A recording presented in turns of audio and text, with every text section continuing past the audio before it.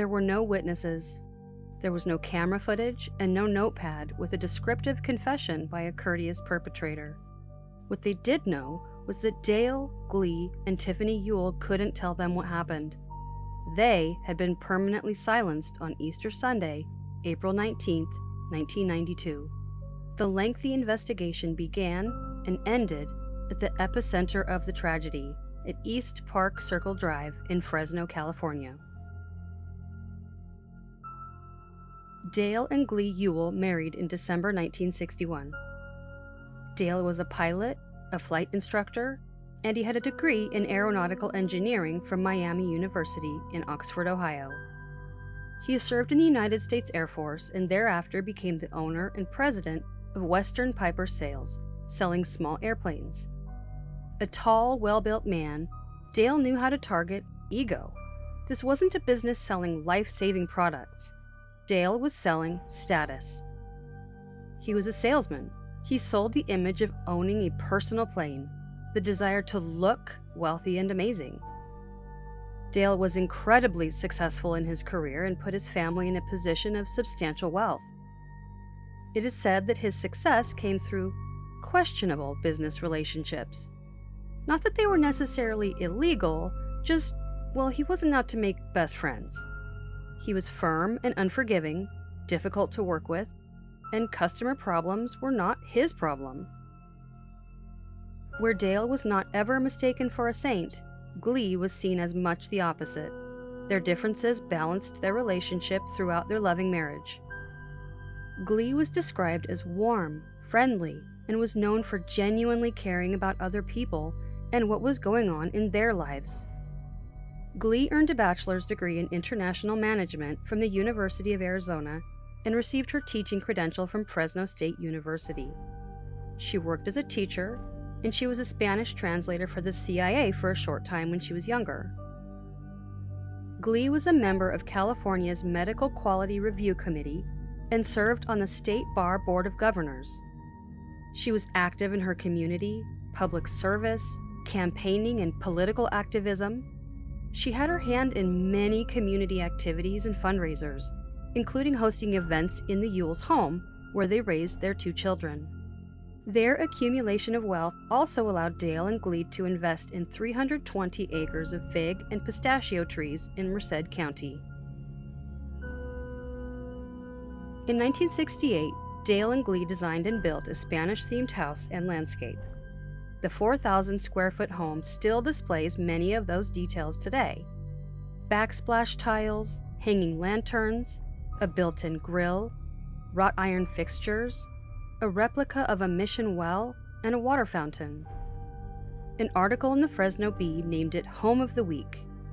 Especially precious is the picture of toddler Tiffany, who was born in 1967, sitting at an outdoor table with her cousin.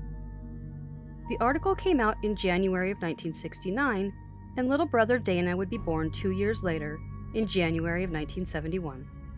It's clear that Mr. and Mrs. Ewell were raised to value hard work, goals, and improvement. Both were Great Depression babies. When Dale was born in 1932, the second of 5 kids, his parents were in their early 20s, living in Lorain, Ohio. The unemployment rate was around 38%. His family struggled with so many others, forcing Dale and his siblings to push hard to fight their way out of poverty. When Glee was born in 1935, the unemployment rate was 40% in Chicago, Illinois. But Glee's childhood was considerably better than Dale's. Her family lived quite well off of a fortune made from oil, allowing her experiences that many, especially women, would not have had at the time. As Dale and Glee raised their kids, they lived in affluence. They drove luxury vehicles, the kids went to private schools, they traveled, and they enjoyed a beach house in their free time. But no one represented them as pretentious or snobby. The Ewells worked hard and they lived in the same house they built in 1968 until the day they died. Firstborn and only girl, Tiffany was enrolled at Fresno State University as a graduate student in accounting in 1992. She was also working for a Fresno accounting firm. Tiffany was described as painfully shy, kind, gentle, focused, but painfully shy. Quite the opposite, younger brother Dana was in no way shy. In 1992, he was attending Santa Clara University, living off his parents' wealth and his magnificent ego. Dana was an excellent student, and it was reported that he had a very high IQ. I've seen it listed as 160 and even 180, but no one can really verify that it wasn't simply that he declared it to be that high. Dale and Glee provided him with a monthly $800 stipend, which would be about $1,800 today. That's not a wild amount of money. Generous, absolutely, but not excessive. Until you know that he had all of his schooling paid for. He was given a gold Mercedes, a new stereo system, etc. Whatever he wanted, he had everything paid for. That monthly $800 was just play money. When Dana totaled his gold Mercedes 190, Dale bought him an identical one. Though the cause of the accident is unknown, it is said that whatever the cause greatly embarrassed Dale and could have caused embarrassment for the whole family. So Dale chose to simply replace the car with an identical one and quickly turn the page. In 1990, while Dana was a freshman at SCU, a journalism student interviewed him for the yearbook. Dana regaled her with his proud life story. He explained that he was an aircraft salesman and the president of his own aircraft dealership in San Jose. In part, the article read, "By the time he was a high school senior, the company he had formed had grossed over $2.7 million, making freshman Ewell one of the youngest and most successful entrepreneurs anywhere in the United States." Also in 1990, Dana gave an interview for the San Jose Mercury News. In that front-page article called "Teen Mogul Tries for Normal College Life," Dana described himself as the Cal Worthington of planes. Cal Worthington was a car salesman with a well-known persona in the area. You know, everybody in town is advertising new 88 model cars and trucks. We're selling 89s, brand new 89s at the very same prices. Look at this. A brand new 89 Ford Festiva, $54.95, $95 a month. A brand new 89 Ford Mustang, $89.95, $149 a month. And look at this, an 89 Ford Probe, the all-new Ford Probe. You got to drive this car, $94.95, $163 a month. And 89 Ford Taurus, $109.95, $189 a month. And 89 Ford Aerostar, $99.95, $173 a month, and 89 Ford and F-150 pickup, $99.95, $173 a month. The 89 Ford cars and trucks are on sale at the same prices. Hey, come and see us. It's Worthington Ford in Long Beach. Worthington Ford in Long Beach, where your friends are. Open to midnight. See you here. He explained that he and his investors bought a bankrupt airplane dealership in Fresno and developed it into a $4 million business when he sold it that year in 1990. Dana shared that he was the head of the dealership, that he hustled, shuttling between Fresno and Santa Clara, between school and the business, to handle his company affairs. But school was a priority. Though Dana was already successful in the business world, he knew when to take off his trailblazing mogul hat and take the seat as humble student. Dana was quoted as saying, "When I go into a class, I drop all of my money in companies and think of the teacher and Plato." What an incredible accomplishment to be the youngest self-made millionaire in the United States. That title just happened to belong to someone else other than Dana Ewell. Dana had claimed his father's business success as his own. The reality was that he owned none of Western Piper, his father's company. He owned no business at all, not even in part. His lifestyle was completely funded by Mommy and Daddy.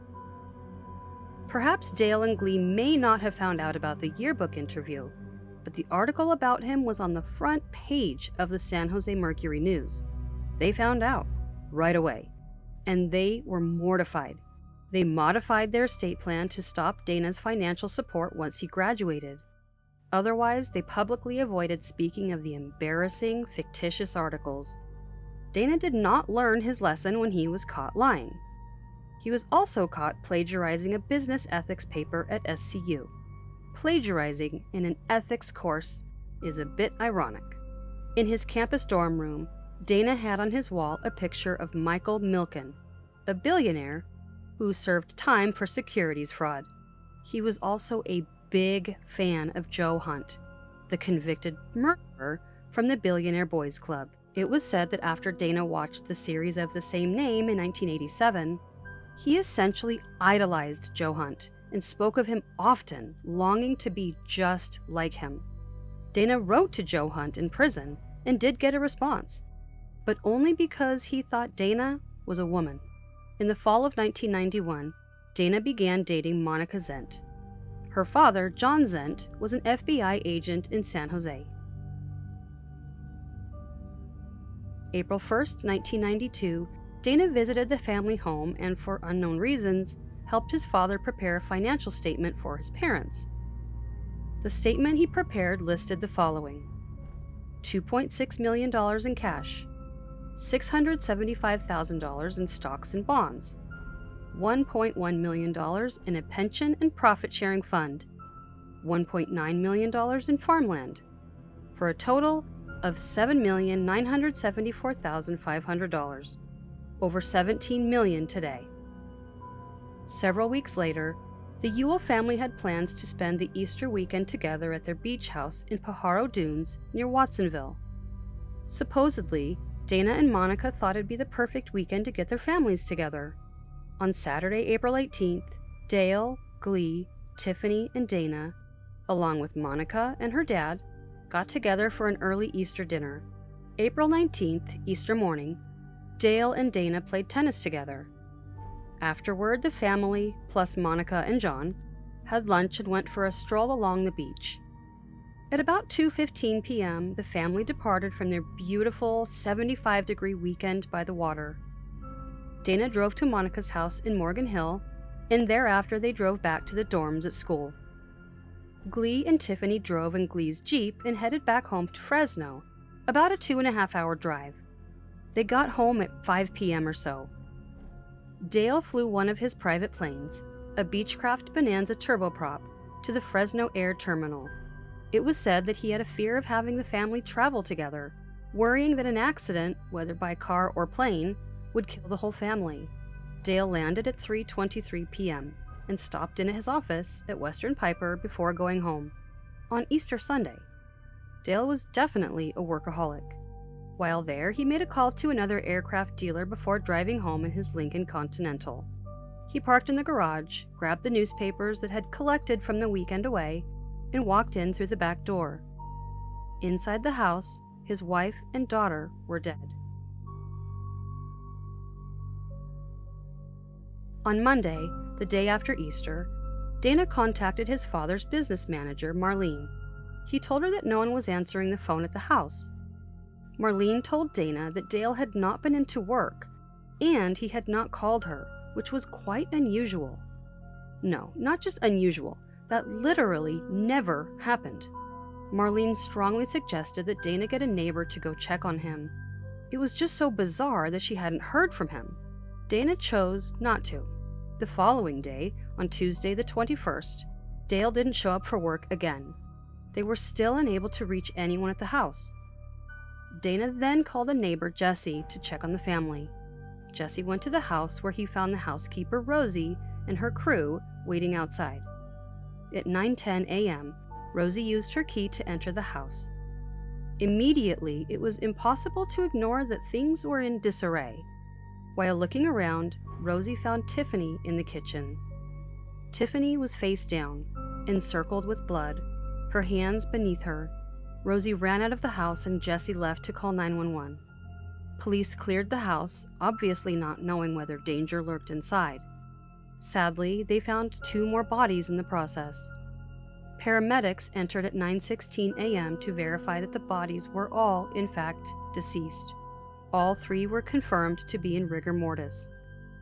Dana was with Monica and her father, Agent Zent, when he got the call from Jesse, telling them that something was terribly wrong. Dana and Agent Zent went to the nearby sheriff's office to figure out what was going on in the house in Fresno. Personnel from the Identification Bureau arrived at the Ewell house at 10:30 a.m., verifying that the bodies were those of Dale, Glee, and Tiffany Ewell. a deputy coroner and pathologist arrived at the Ewell home at 5:45 p.m. The bodies were removed at 8 p.m., and detectives began the detailed investigative processing of the house over the next 4 days.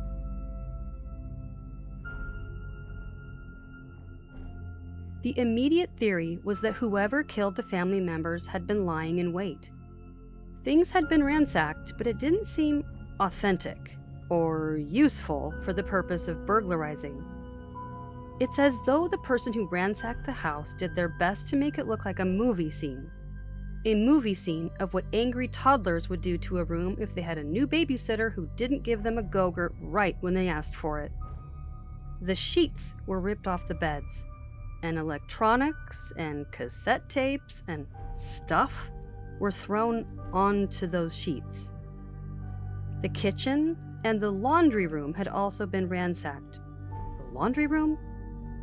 Was there a dryer sheet shortage in 1992 that I'm not aware of? There was no evidence of a break-in. The house alarm had been disarmed. Reports said that everything was locked, but that the front and back doors were unlocked. However, the housekeeper Rosie said that she used her key to enter with the neighbor Jesse. So either A, the reporting was incorrect, B, Rosie used her key to unlock an already unlocked door, something I've done once or 19 times, or C, police were noting the state of the home when they arrived after the doors had been unlocked for them. Without deeper forensic examination, the immediate belief was that the first one killed was Tiffany. She made it furthest into the house, into the entry of the kitchen. Tiffany had been holding a cassette tape, a box of Kleenex, and a drink from Foster's Freeze. She was shot one time, in the back of the head. The bullet exited her forehead and lodged into the wall. She dropped, face down, dying where she fell. Detectives wondered if Glee had seen when Tiffany was shot. It appeared that Glee was walking toward the kitchen and turned to run while being shot. She was found in the home office. Glee had been shot in her right upper arm with a bullet that stopped in her left shoulder. She was also shot in her right shoulder. That bullet went through both lungs and her spine and stopped in her left collarbone. While on the ground, she was shot twice more. Once in the chest, which tore through her heart. The other entered just below her left eye, exiting the back of her head. She was facing the person who stole her life. Glee died in the office, lying partially on her back and partially on her left side. Her hand was up near her face as if to defend herself in vain. Detectives later said that her final expression was one of terror. Glee and Tiffany had to have been killed right away after entering the home. They hadn't even removed their suitcases from the Jeep. It was believed that Dale was killed when he got home, around an hour after Glee and Tiffany. He was found face down in the hallway, having been shot in the back of the neck. The bullet exited below his right eye. The newspaper he was holding were scattered under and around him. All three of them had been shot in the head. Glee was already down when her killer shot her in her face. The house was messed up. The intruder stayed in the house after killing 2 people to wait for Dale to return home. This was either a planned familicide or a case of an unsuccessful burglar who was also an extremely stealthy killer. Sunday morning, I played tennis with my dad and we had lunch. We all took a walk on the beach. I was the first one to leave, and my mother and sister and father were all there, and we all, hugged and said, kissed and said, okay, we'll see each other in 2 weeks. We looked at each other and said, we better get going.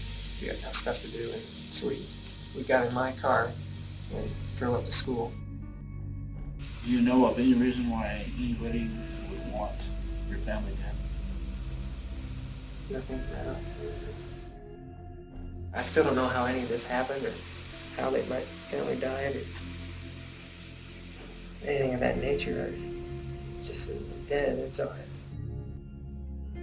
Dana was escorted through the home by detectives after the bodies were removed to see if he recognized anything missing or unusual, other than the miscellaneous, needlessly scattered items. Dana walked through the house, entering each room. He stepped on the exact place where his mother's body had been. Right where her blood was. The marked area where his mother fearfully took her last breath. He just walked right through. Dana indicated that his father's 9mm was missing from his nightstand, where it had always been stored. He also pointed out the box of corresponding ammunition, which was also kept in the nightstand, sitting on his parents' bed.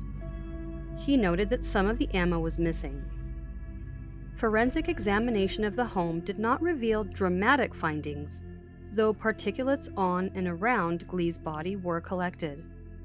There were little white fragments, tiny particles of steel wool, a dark rubbery substance, and fluorescent yellow fibers. No foreign fingerprints or DNA was found, and each of the shell casings had been picked up and taken from the home by the killer. Dana was asked to talk to the detectives the next day. He was again asked if he knew anyone that would want his family dead. He answered, "That would want them dead? My mother was very political-minded, on the State Bar Board of Governors. She had a lot of political power. My sister was the most harmless creature in the world. I don't think she's ever offended anybody." Then he described his father as a little obsessive sometimes. He went on to recount a time when Dale was upset while he was trying to find a rack of lamb to cook. Okay, what? Even if he couldn't stand his family, how were the thoughts he expressed of them so bad? The things that just came off the top of his head were Mom was political-minded, sister was a harmless creature, Dad was obsessive and he was mad about a rack of lamb? A rack of lamb? Creature? He called his sister a creature? Some extended family gathered with Dana to discuss the burial on Wednesday, the day after the tragedy was discovered. A funeral home representative went to speak with them to assist in planning. Dana said that he wanted his parents and sister to be cremated. The rest of the family wanted a traditional burial. This apparently caused a heated argument. The funeral home rep asked if there was any guidance in the wills of the deceased, a wise intervention for the grieving family.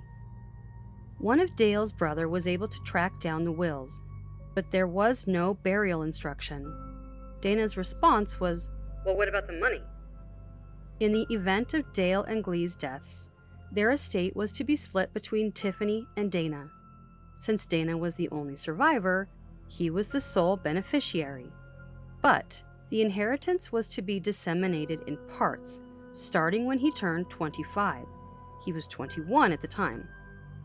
Dana's basic care and expenses, whatever that entailed, would be provided for until he turned 25.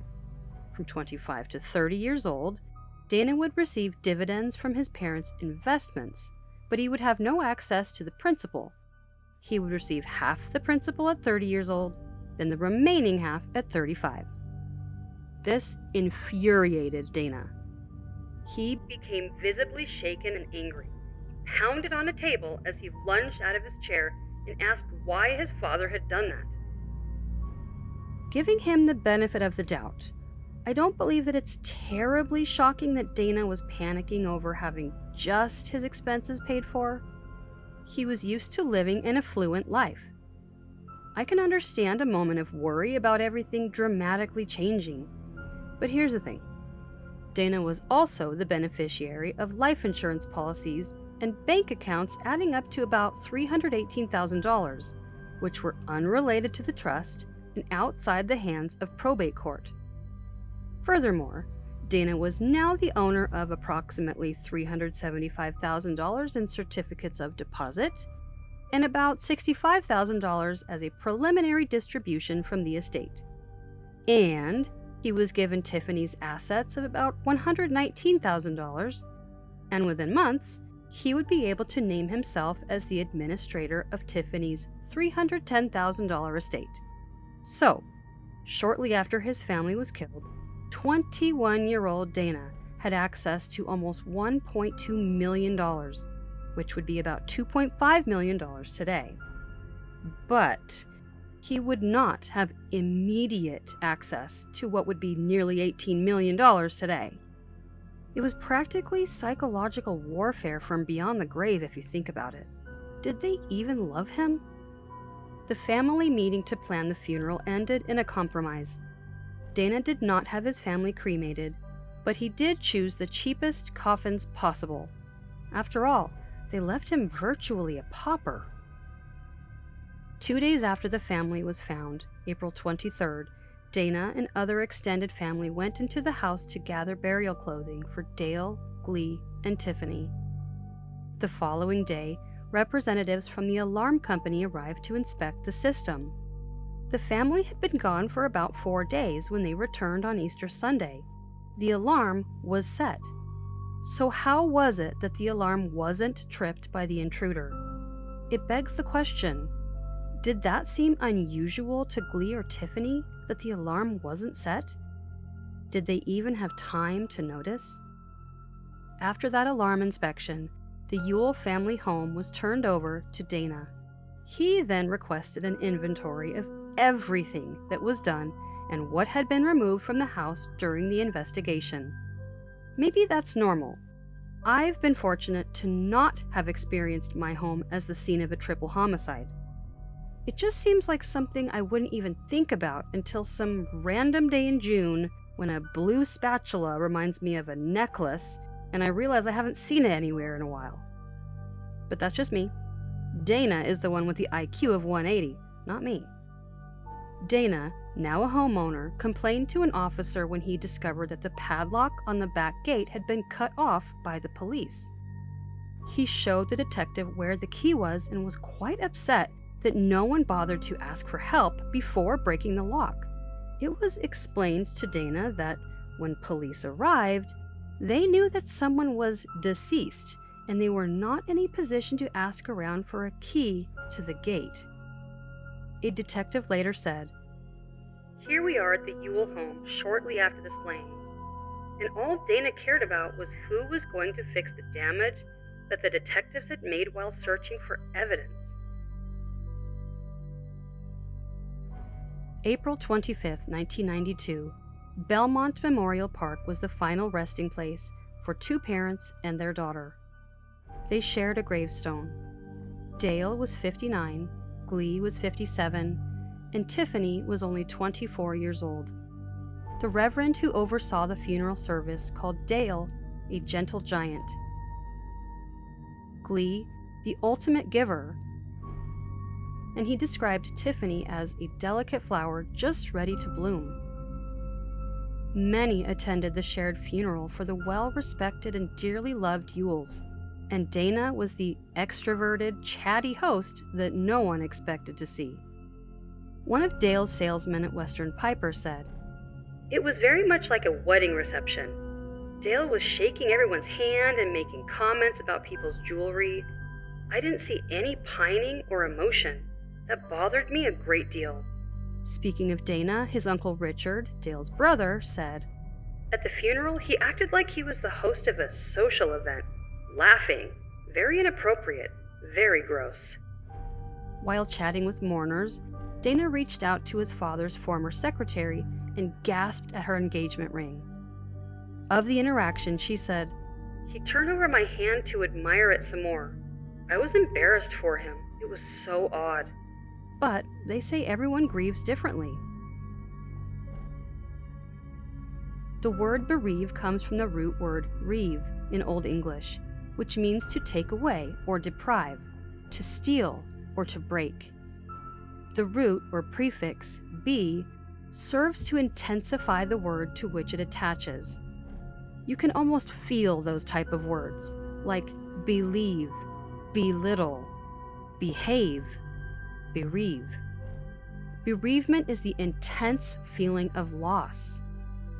There is no standard operating procedure for how it is experienced, and there is no alarm to tell us when grieving is complete. We know that everyone experiences grief differently. However, we are social animals. Typically, we see similarities during bereavement within our communities or cultures that feel emotionally normal to us. Queen Victoria wore black to mourn Prince Albert's death, but she ended up wearing black and remaining in a state of mourning for 40 years until her own death. Following her extensive bereavement, it became customary for others to outwardly show grief through black clothing for longer periods of time. Grieving clothes would then slowly progress from black to gray to beige to white. Widows mourned outwardly for 2 years. Children mourned for their parents and vice versa for 1 year. In Tibet, the deceased is wrapped in white cloth and placed in a corner of the house for several days. Scripture is read aloud to coax the soul out of purgatory. Family creates a peaceful environment to help the soul go from purgatory to heaven, and they stay at home to pray during the following funereal process. Members of the community step in to assist with moving the body. A burial master disarticulates and chops the corpse into small pieces to make it more amenable to carrion-eating birds. Then the body parts are placed outside to be taken up to the sky by way of those birds, in what is aptly called a sky burial. In ancient Rome, family members of the deceased stopped all daily routines for 9 days. They avoided anyone from outside of the home, and they did not wash or care for their own bodies during the period of mourning. The process of bereavement made no exception for Dana Ewell in Fresno, California. He too was forced to taste the bitter pill of sudden deprivation. The day after the funerals, Dana took some time to ruminate, to confront the sorrow that entered his life less than a week earlier, to reflect on not only the loss of his family, but also to deal with the truly traumatic way that their lives were stolen. Someone entered their home, their private space, the place where they were supposed to feel protected, the home where Dana took his first steps and where his whole family took their last. He hitched his father's ski boat to his mom's Jeep, grabbed a keg of beer, and took a group of friends to Millerton Lake. For bereavement, he was mourning. Dana took a break from school and moved into his uncle's home for a few weeks. He informed the executor of the family estate that he would then be staying with a friend. And my gosh, who could blame him for not wanting to live in the home where he'd just lost his family? Yeah, so he moved back into the house. The house had not been cleaned. Dana moved into the house just as it had been left when police released it after forensic investigation. All the visceral things that showed exactly where the bodies had lain, still there. While giving a friend a tour of the house, Dana said, "They will never solve this case. They're a bunch of dummies." As the only survivor, Dana was an obvious suspect, but he had an equally obvious and practically perfect alibi. Dana was with his girlfriend Monica and her dad, Special Agent John Zent, a good 2-hour drive away from the murder scene. He was not there. That was undisputable. Still, people felt that something was off about him. Was it the lack of emotion he had when he found out about the murders? Walking over his mother's blood? Getting angry about his inheritance while planning a funeral? His convivial demeanor at the funeral? The boating kegger the next day? Living in a house still preserved as a crime scene? A lot of wonky behavior can be excused following trauma. A lot. Nearly everything. It's the totality of the circumstances that made people uncomfortable. Dana's unsettling behavior was irrelevant to investigating him. He could have been crying and praying all day and night. They were going to look at him with a heavy dose of concern.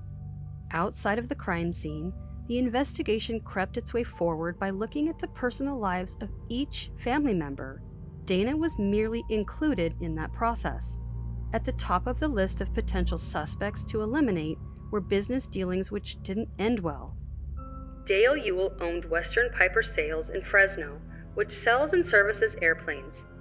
Friends said he was reserved and drove a hard bargain in business, which may have contributed to Western Piper's involvement in 21 lawsuits since 1980. Detectives went to Southern California to follow a tip related to business relationships which ended bitterly. While there, They were made aware that someone Dana knew from school lived in the area, Joel Radovcich.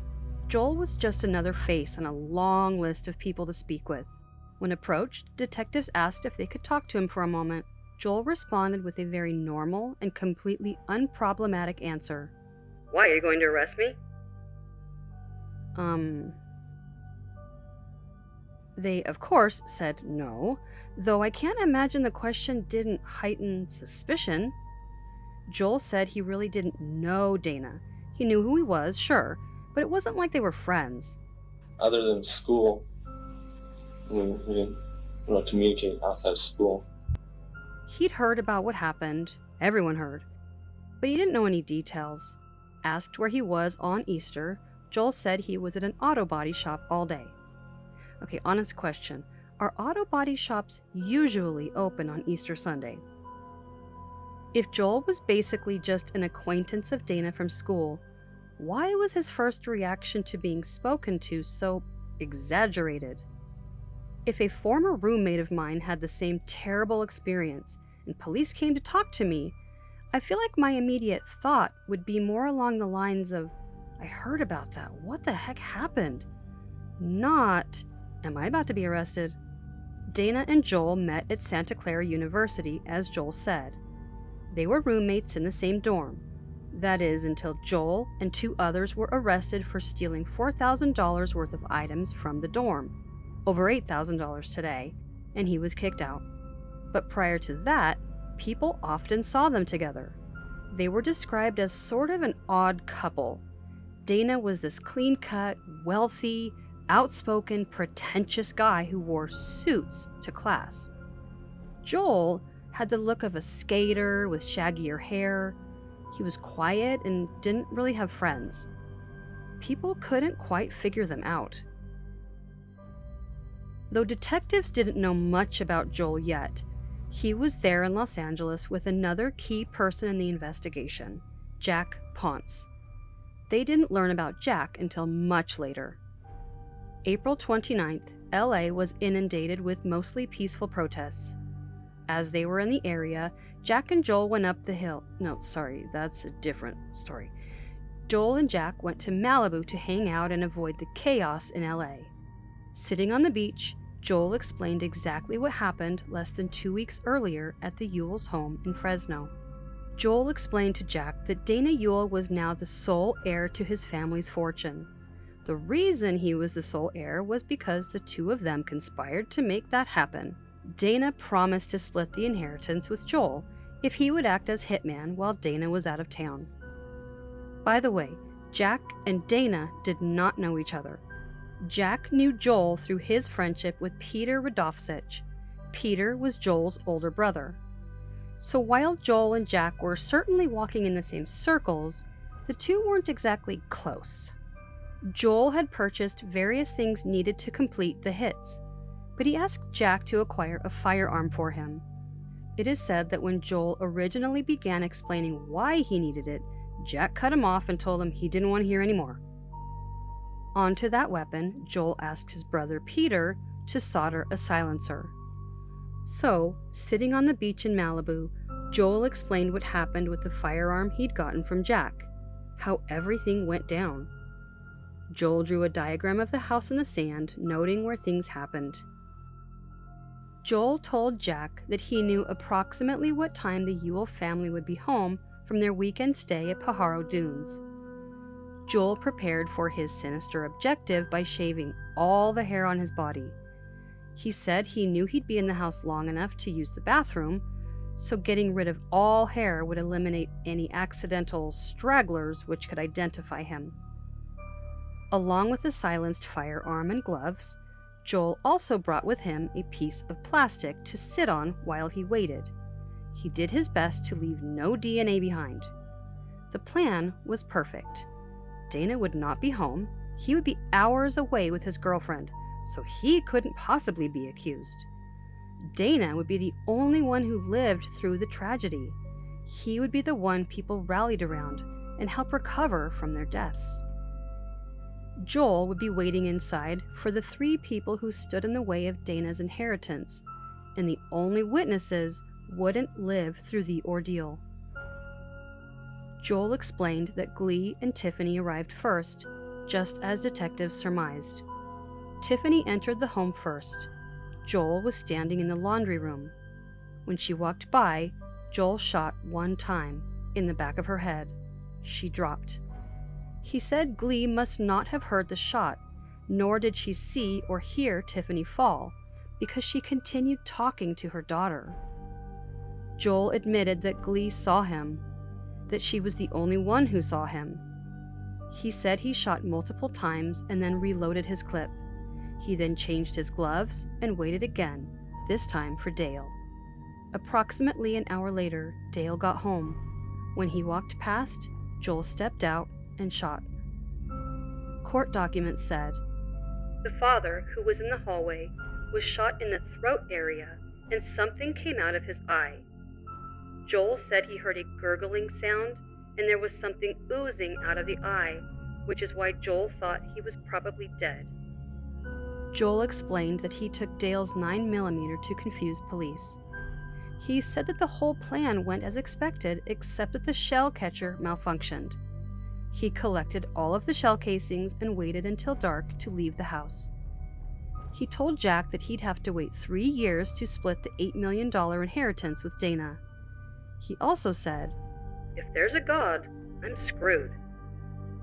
Considering that Joel was in LA, telling Jack about what he'd done in Fresno, Joel's response to detectives makes more sense.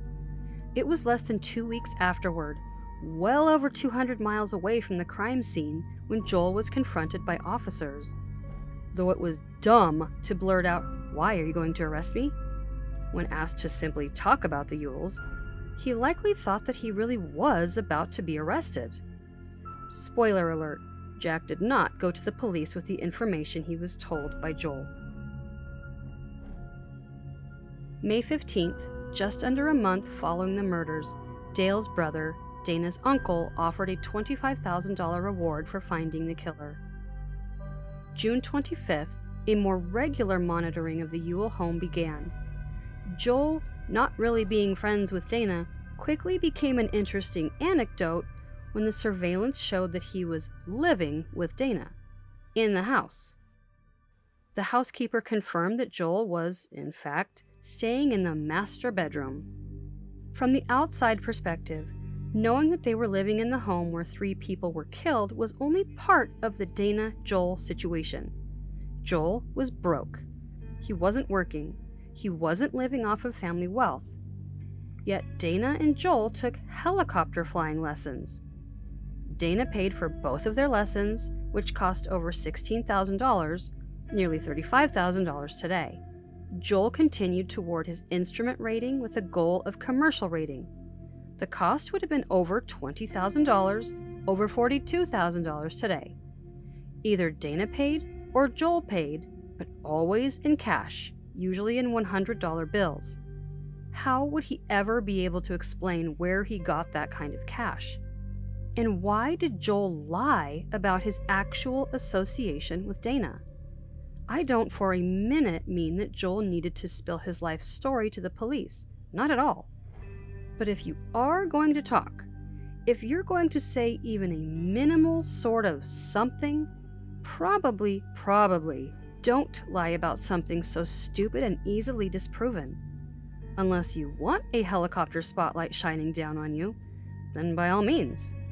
Dana and Joel attempted to bob and weave their way around detectives.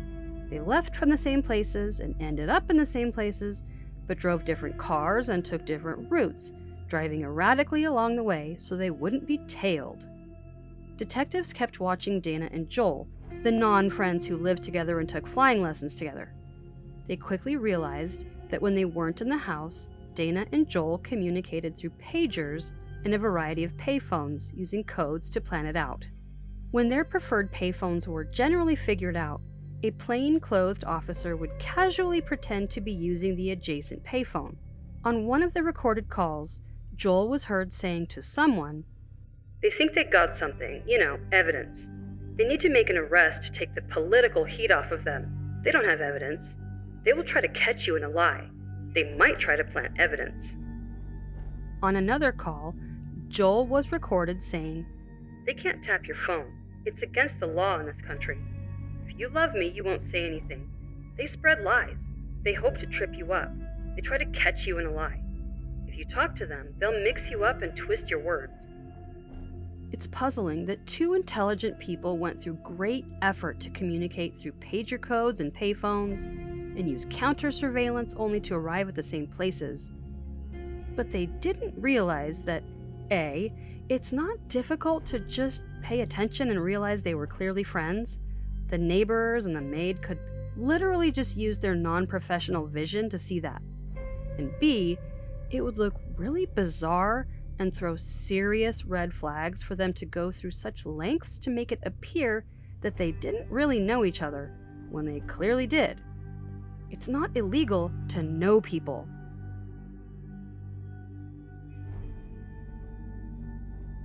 October 6, 1992, 5 months after the murder, Dana added $25,000 to the reward his uncle had offered in May, bringing the reward up to $50,000.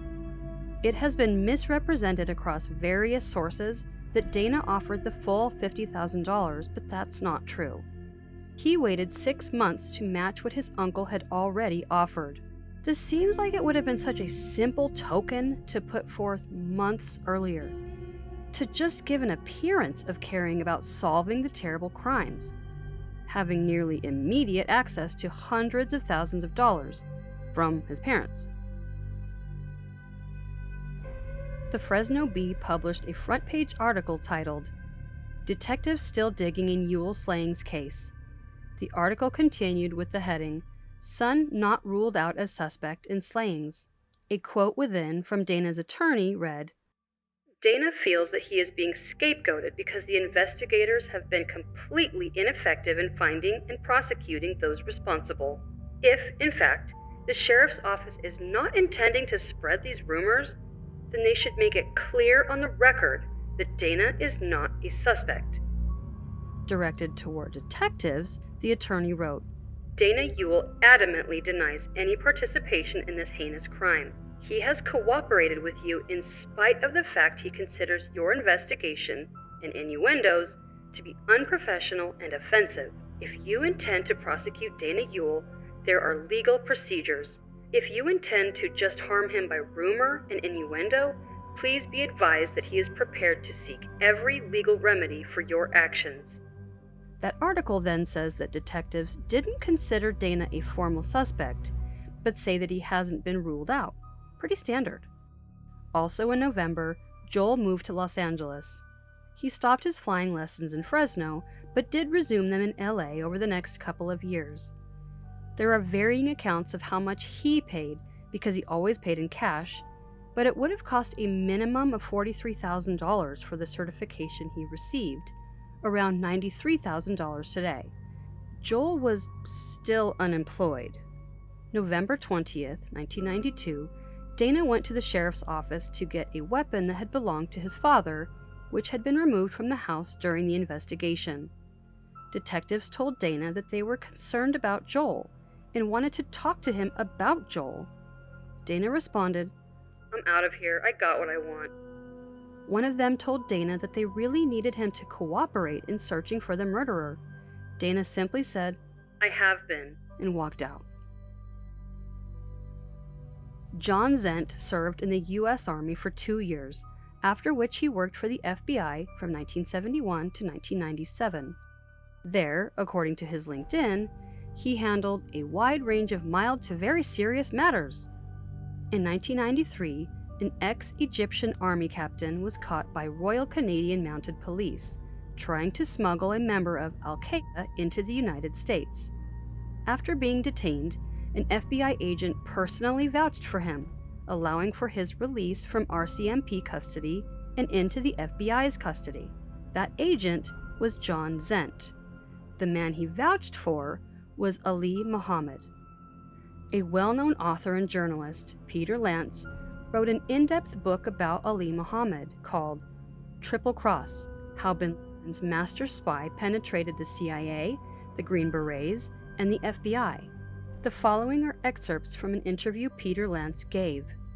In the years leading to the 9/11 attacks, no single agent of Al-Qaeda was more successful in compromising the U.S. intelligence community than a former Egyptian army captain turned CIA operative, special forces advisor, and FBI informant named Ali Mohammed. He was trusted by bin Laden, maintaining his status as an FBI informant who worked his bureau control agent like a mole. The story of Ali Mohammed holds the key to the full truth about how bin Laden planned, financed, and executed the 9/11 attacks. Beginning in 1992, Ali Mohammed was utilized as a criminal informant by Special Agent John Zent. Ali confessed that he was working for bin Laden and had helped set up al-Qaeda training camps for jihadis in Khartoum. He also admitted that he provided al-Qaeda members with anti-hijacking and intelligence training in Afghanistan. While Agent Zent was responsible for Ali Mohammed, having rescued the poor guy from Canadian custody, he was distracted by a more righteous calling. John Zent was openly adamant that his daughter's boyfriend, Dana Ewell, had been unfairly targeted as a suspect in his family's killing. Dana was wrongly volunteered as tribute. 5 days after Dana went to the sheriff's office to get his father's weapon, a statement was published by the Fresno Bee. That letter, penned by the ultimate crusader for justice, benevolent Agent John Zent, said, "In response to your article concerning Dana Ewell, my family believes that both the Fresno Bee and the sheriff's office have, without validity, tried to link Dana with the death of his family. Evidence, along with witness statements, including my own, fully support Dana's whereabouts. The concept that Dana hired someone to do this crime is really grasping for straws. Perhaps it isn't apparent, but Dana is a victim. He has lost, in one crime, all of his immediate family. I've been in federal law enforcement working complex criminal investigations for over 21 years. In my opinion, there have been a number of improper procedures, coupled with a lack of professionalism and objectivity within this case. Some have taken note that Dana has a nice car and clothes and goes to an expensive college. Having spoken with Dale and Glee, I know they were very happy providing the best for both Dale and Tiffany.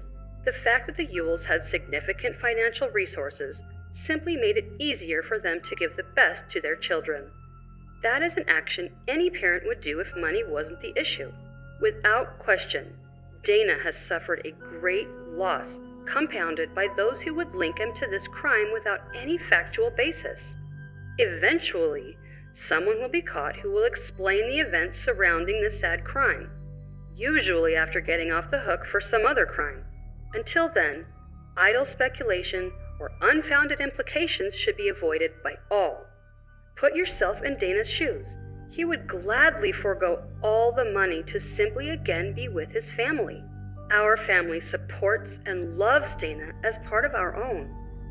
Before this crime and since, he has been a very welcome guest in our home. The harm that has been done to him within Fresno and at Santa Clara University will pass, but none of it has been beneficial to solving this crime. The challenge is to resolve every aspect of the crime and identify the perpetrator, not to simply take aim at Dana in light of one's own limitations or inabilities. John Zent, Morgan Hill. I find that statement egregious and distasteful.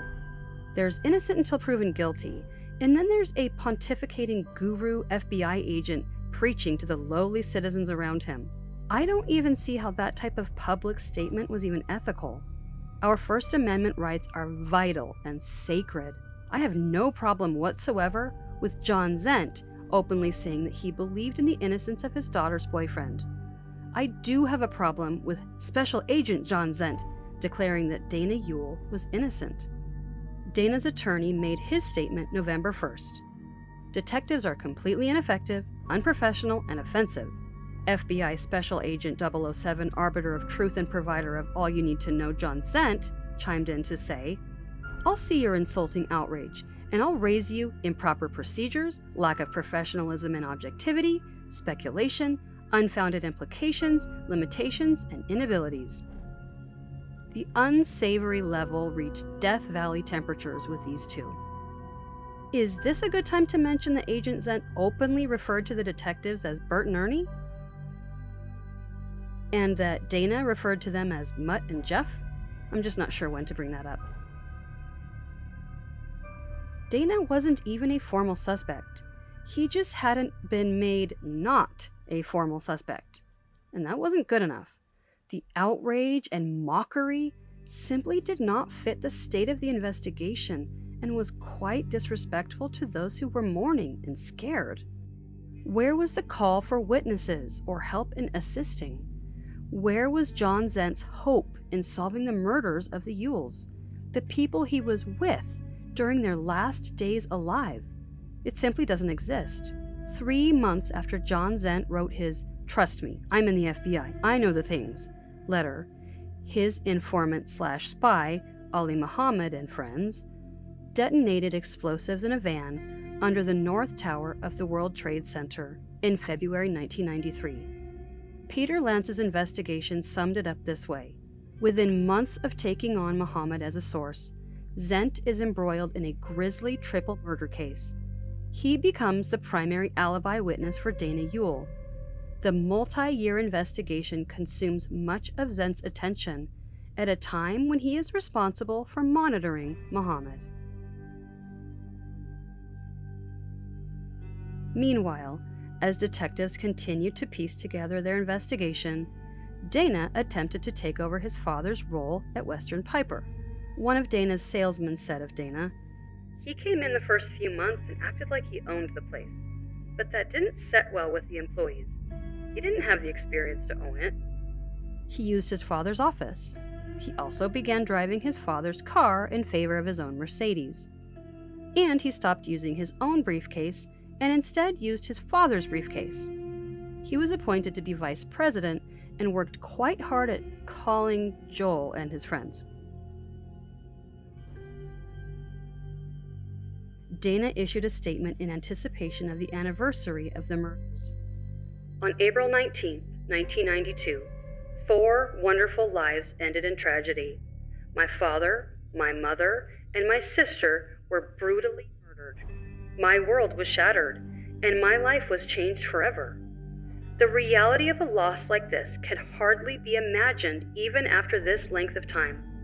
I must say that this tragedy has been deepened by those in the media who have spread gossip and innuendo, which was unsupported by fact or distorted reality. Those reporters who have been inaccurate or sensationalist in their stories are doing a disservice to the public, my family, and me. The emphasis of Dana's statement, 1 year after such a devastation, was him. Let's dissect. 4 wonderful lives ended in tragedy. 3 people's lives ended. Dana's life did not end. 3 wonderful lives. Even referencing their literal deaths, he couldn't give them the respect of acknowledging that 3 lives were taken. He had to include himself. My father, my mother, and my sister. They were nameless. Nothing personal, no adjectives. They were just his. Brutally murdered. Dana sat down to write a formal statement. Why was this the only passionate wording used about them? Why was this the way he chose to describe his family on the anniversary of their death? My world was shattered, and my life was changed forever. My world, my life. The reality of a loss like this can hardly be imagined even after this length of time. Any generic sympathy card could say the same thing. But this wasn't a generic situation. He was speaking of his parents and his only sister, his only sibling. I wouldn't expect a planned, written statement to be so non-specific. No emotional connection. Just a loss like this can hardly be imagined, and a length of time. It couldn't possibly be more neutral or bland. Now that he got the family part out of the way, the most important part of the statement was revealed. The press wasn't nice to him. His attorney issued a written statement. His girlfriend's FBI agent father issued a written statement. Now he finally had the opportunity. Dana's illustrative words really highlighted his intent. Of his family, he used the descriptors wonderful and brutally murdered. Speaking of himself and how he felt he was being treated, Dana used far more passion and fervor. Gossip and innuendo, unsupported by fact, distorted reality, inaccurate, sensationalist, and disservice. This is not me being critical or reading too far into something that isn't there. I'm acutely aware of cancel culture's desire to twist nothing into something, to find a way for someone to be wrong somehow. That's not this. Dana was a straight A student. He went to private schools. He graduated from Santa Clara University. Dana chose the word he used because they fell naturally from his fingertips. He wasn't caught off guard in an unexpected, emotional interview on a street corner with a microphone shoved in his face. This was planned as everything else in Dana Ewell's life. 1 year on, with no arrests made for a triple homicide, notice that there was no mention of hoping to find the killer. There was no plea for tips and information leading to the perpetrator. There was no reminder of the $50,000 reward. The purpose of his statement was to talk about himself. His family was just a way to get there. In contrast, this is a message written years later, also published in the Fresno Bee. Dale, Glee, and Tiffany Ewell. Even with the healing hands of time, a day has not gone by in the last 6 years that we have not thought of you and the loss your tragic deaths brought us. Sadness and sorrow remain deep in our hearts. Our love and the beautiful memories of how you touched our lives continues to give us strength and faith and will grant us the eventual gift of peace. We love you and will miss you forever. The Ewell family. I wonder why they didn't mention brutal murder or personal grievances. A warrant had been issued upon the company through which Dana and Joel's pagers were purchased. It allowed detectives to get a clone pager so they would receive duplicate pages each time Dana and Joel received one. Interestingly, at the end of April, Joel went to the pager store because he was concerned that someone else might be getting his pages. He asked them if any police had inquired about him and was told no. Joel then asked for a new number and requested that his account be placed under the name Mike Smith. It was changed, and detectives got a clone pager for that one as well. I wish we knew what made Joel feel that someone else was getting his pages, because he nailed that. 2 detectives went to Dana's dorm to speak with him. When he answered the door, his girlfriend Monica was sitting on his bed. Dana was told that they had information about who might have killed his parents and sister. Shocked, and with a sudden rush of grateful tears, Dana dropped to his knees, clasped his hands together as if to give a prayer of thanks, praised them for their ongoing investigation, and asked if there was anything he could do to help. If only that were true. What Dana actually said was that it wasn't the right time to be bothering him. Based upon testimony and court documents, this is how the interaction went between detectives and Dana. Do you want to find out who killed your family? Yes, but I need to make some calls first. Who do you need to call? My attorney.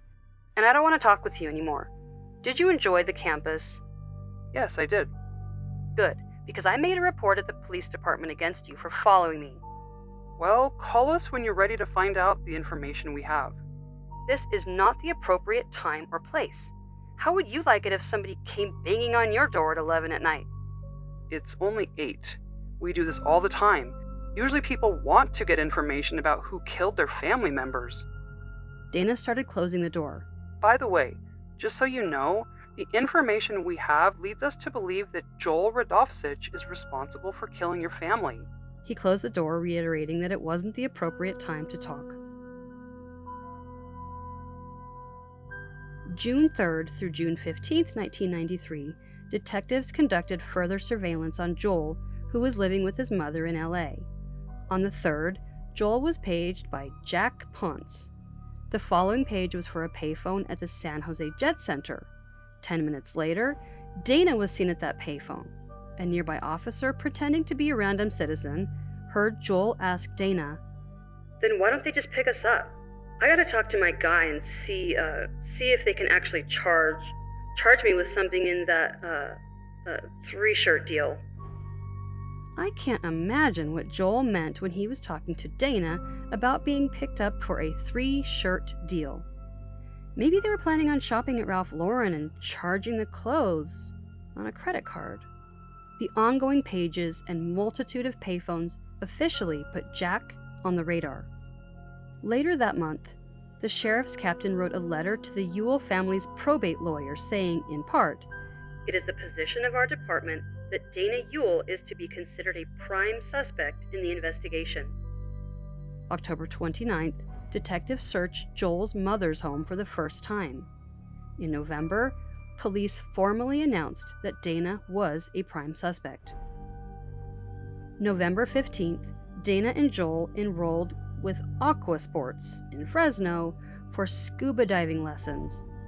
They both listed the Ewell family home as their address.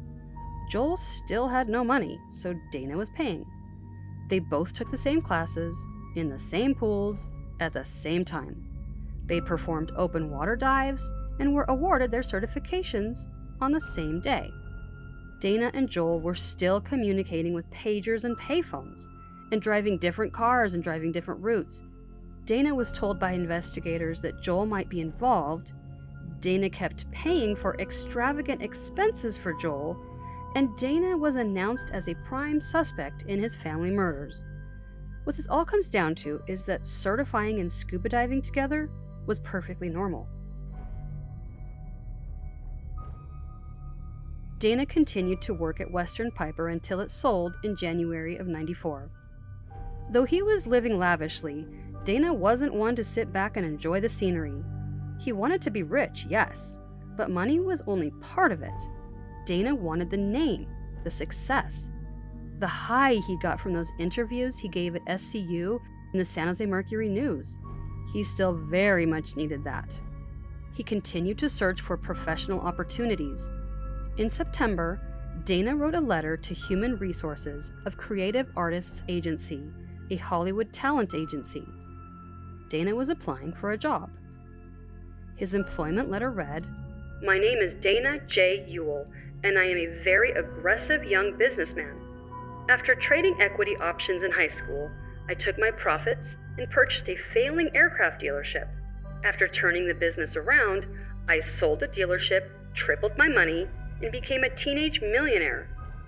I have a reputation for doing absolutely anything to get the job done, going well above and beyond the normal call of duty. Being a creative individual who thrives in a dog-eat-dog, survival of the fittest type of environment, I have the killer instinct and incessant drive to be successful and influential."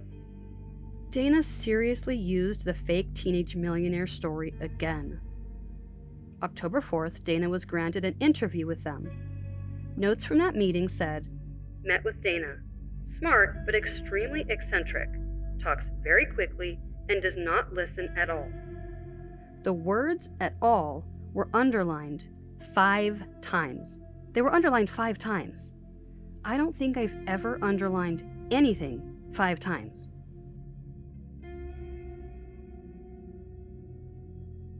Though the Ewell's crime scene looked staged to everyone, and though detectives suspected Dana likely from the start, suspicion isn't evidence.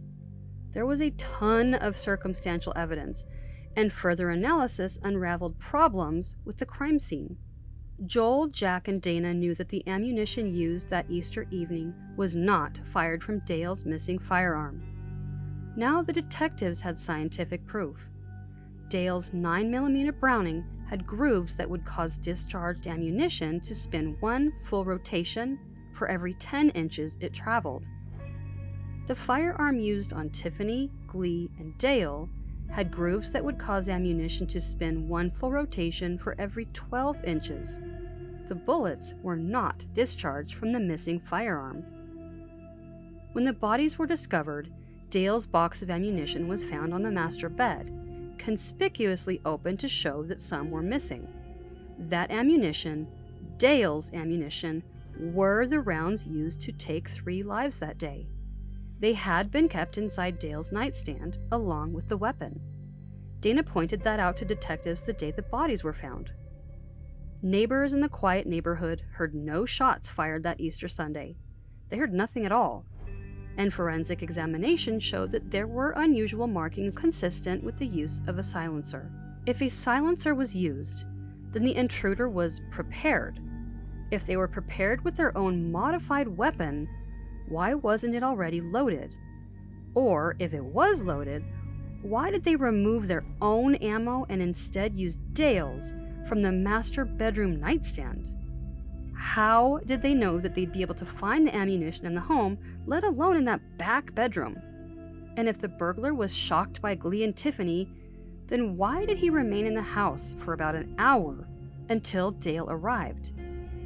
He just wanted to hang out in a house with 2 bodies?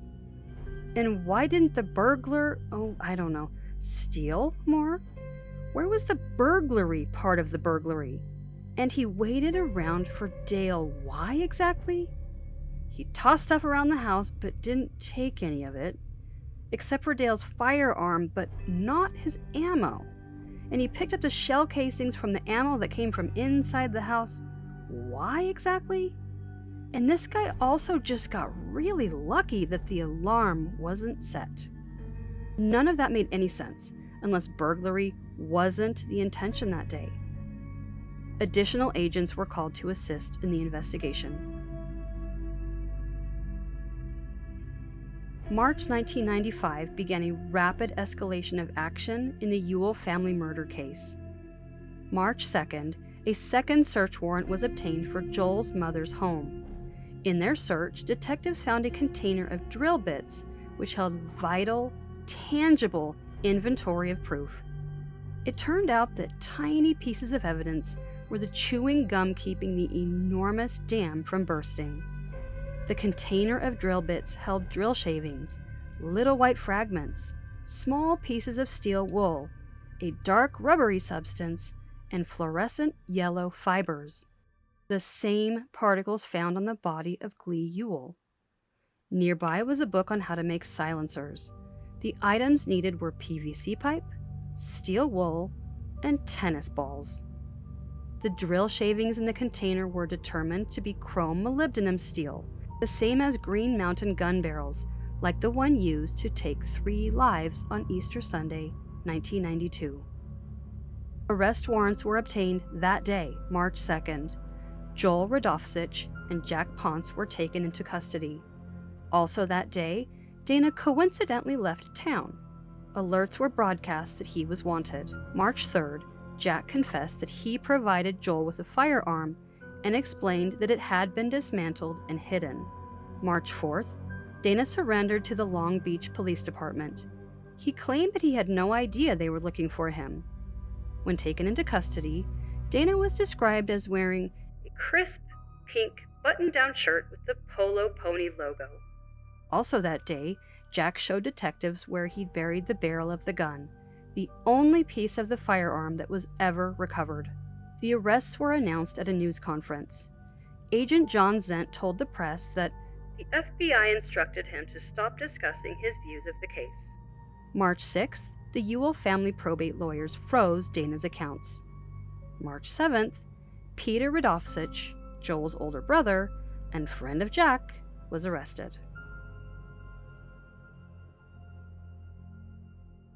Also on March 7th, 1995, a new part of the investigation came to light.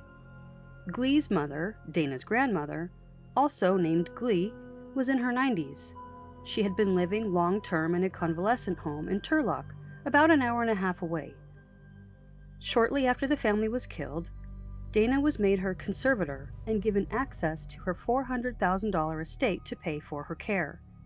Shortly after that, Dana told the facility that it was too expensive to keep Grandma Glee there. She could no longer afford it, according to him. Dana had her moved from Turlock to Studio City, about 4.5 hours away. Grandma Glee, who was reported to suffer from schizophrenia, was still recovering from a hip replacement surgery. She was quite confused, unable to remember if she had any family, and did not recognize Dana. After moving his grandmother from her long-term home, Dana also stopped her monthly check. Grandma Glee had been sent a regular stipend from her estate so she could get her favorite foods and get her hair done. Dana was correct. She could no longer afford those things. The reason for that was that Dana took her money. By the time he was arrested, Dana left Grandma Glee nearly broke. Of the $400,000, Dana left her with $2,000. One of Dana's lawyers said, "Glee Mitchell could have put an end to the spending any time she wanted to. You could infer she didn't want to." Just a reminder here, Grandma Glee was in her 90s, living in a long-term care facility with Alzheimer's disease. Mild symptoms of Alzheimer's include memory loss, poor judgment, losing track of dates and current location, repeating questions, forgetting information, and trouble handling money and paying bills. Those are the mild symptoms, and who knows what the stage was from which she suffered. I'm not sure I can adequately express my disgust with an attorney speaking that way, so I won't. March 8th, Jack Ponce was released from custody after agreeing to be a witness for the state. March 9th, Peter Radovcich was released after agreeing to the same. That day, Dana's attorney made a statement. "Dana Ewell is feeling like a good man who suffered a lot and is accused. These are outrageous charges against Dana Ewell, and we have yet to see one piece of the alleged evidence."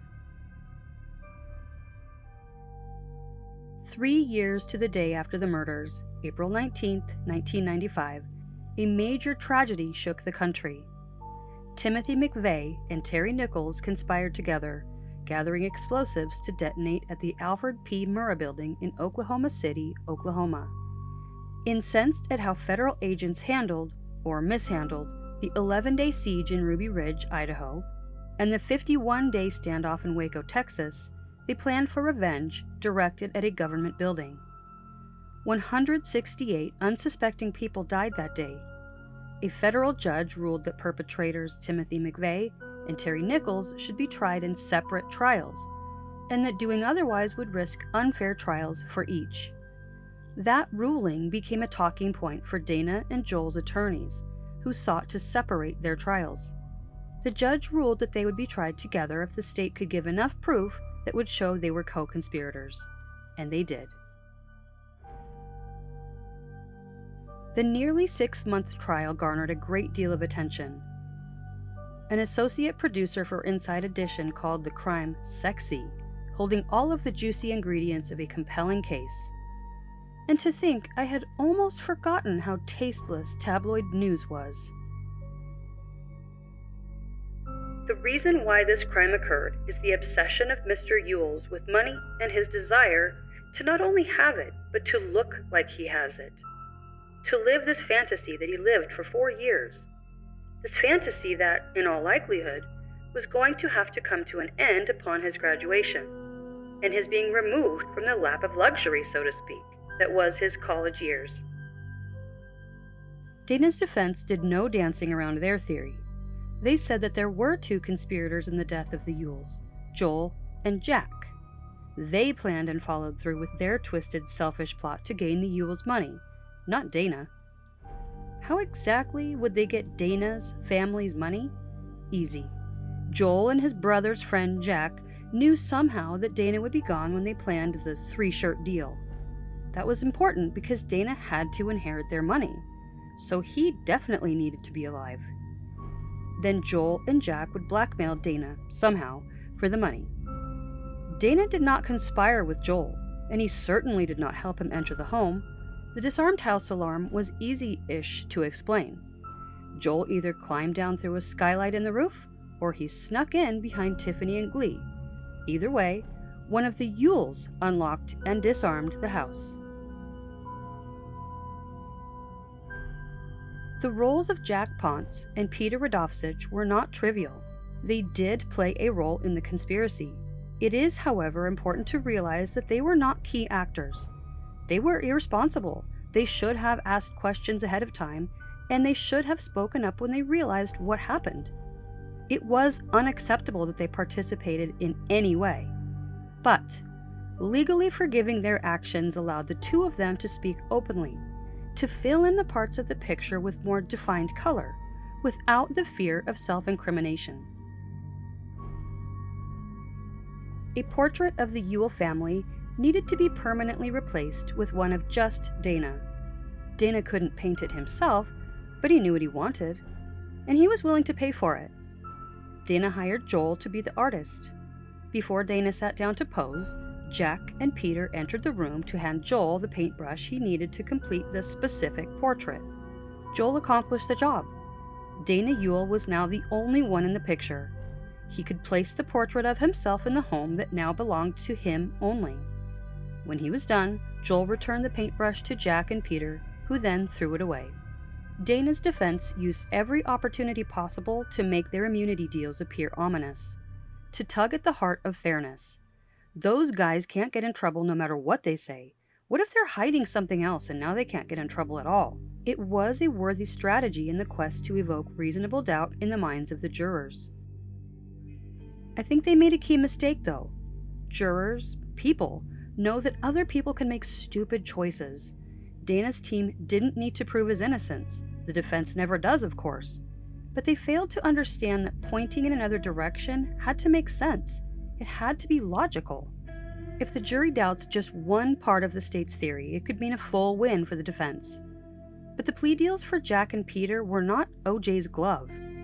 Their testimony had to be corroborated and also served to corroborate the circumstantial events of the full case. Otherwise, it would not have been worth it to offer them plea deals. Dana's defense tried their absolute best to insinuate that there was a secret wall of evil hidden behind the immunity of Jack and Peter, and, truthfully, it was a great plan. Peter and his wife went out of town for Easter weekend, and they asked Joel to dog sit for them.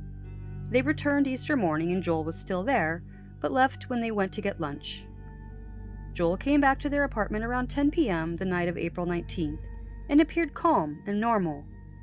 Peter testified that a couple of days later, Joel arrived at his apartment in a panic. This was likely when the bodies were found. Court documents say, Joel said Peter might end up seeing his face on America's Most Wanted and told him that he needed to get out of town. Peter said he wasn't going to help him. Joel left and wasn't seen again for another week or two. Peter found a box in his garage which had been left by Joel. On the 22nd of April, Peter was in his garage when Jack and Joel handed him a box with magazines and paperback books about weapons, a pair of gray Nikes, and a black backpack. He was told to get rid of it. Peter took the box to his work and looked inside the backpack where he saw what he believed to be 3 guns, which were separated into pieces. Each had holes where serial numbers had been. Also in the bag were tennis balls, cut in half, shell casings, and PVC caps. Jack sprayed inside the bag with WD-40 to remove fingerprints, and then Peter and Jack drove to throw away the parts of the box in various places. Peter had been paged by his wife, so he needed to get back home. Jack said he'd get rid of the backpack.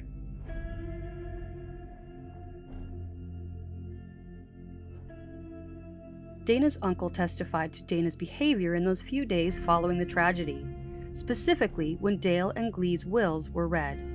The jury heard that while the family was preparing for a triple funeral, Dana was asking about the family estate. When Uncle Ewell testified that Dana shouted, "How could my father do this to me?" Did Dana A. shed a single tear and shake his head slightly, or B.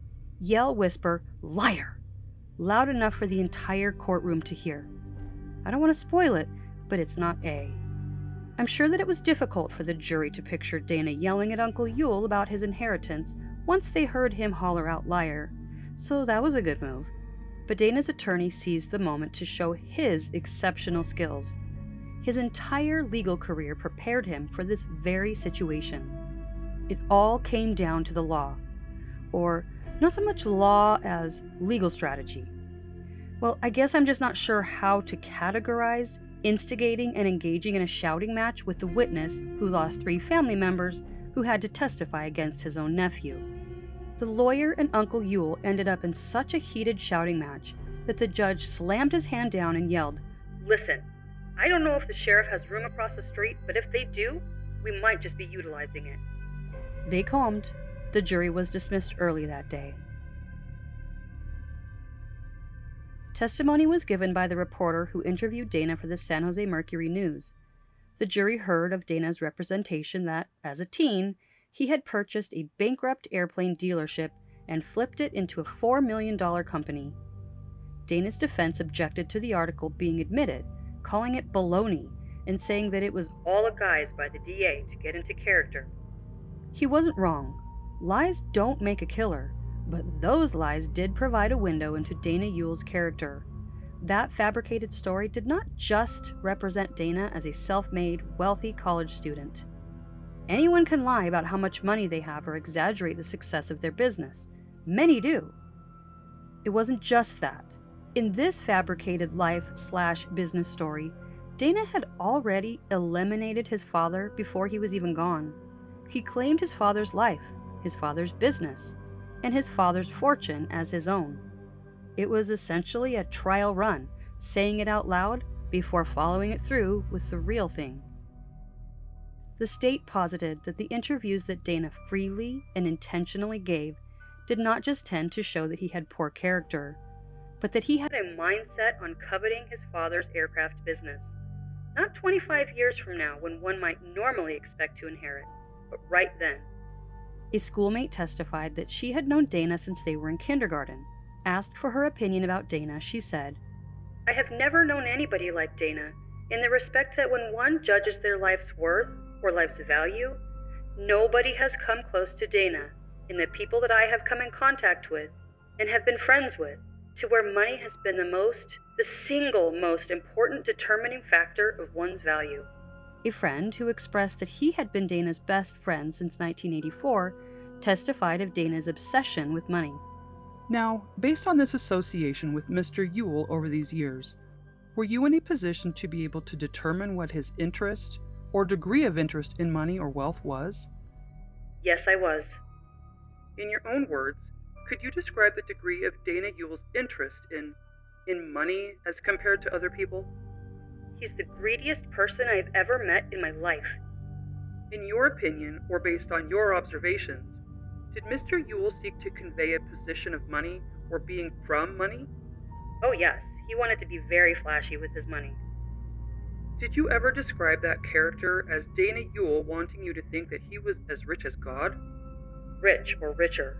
That was objected to, and it was sustained. I'm including it because we're not on the jury today, so we can enjoy the leading question. How would you describe Mr. Ewell's, when you use the word flashy, with money, how would you describe it in your own words? Well, you'd want to show everybody how much money you have, talk about money, dress in the nicest clothes, make sure everyone knows you've got the expensive car, the expensive house, come from a well-to-do family, let people know that you have cash. It would be completely in line to say you would always pay with big bills because it makes you look like you have more money when you go to buy a candy bar. Can you break 100? It's the smallest I have. That was the type of flashiness. A firearms expert testified of the weapon used and how they knew that Dana's stolen firearm was not used that day, but that his ammunition was. The head of the Fresno Sheriff's Forensics Lab said, "If that ammunition was used and the Browning pistol was not used, it establishes prior knowledge. That's based on the premise that it makes no sense to go into a house with a loaded gun, unload it, and then reload it with bullets found there." Dana's attorney asked the criminalist if there was any way that the box of ammunition wasn't in Dale's nightstand. Could it have been inside Glee's Jeep, and that's where Joel got it from? He responded that there was no way to know. It was a clever distraction, putting the criminalist in a position where he couldn't say, no, the ammunition could not have been in the Jeep, was a definite positive for Dana, but logically, it didn't track.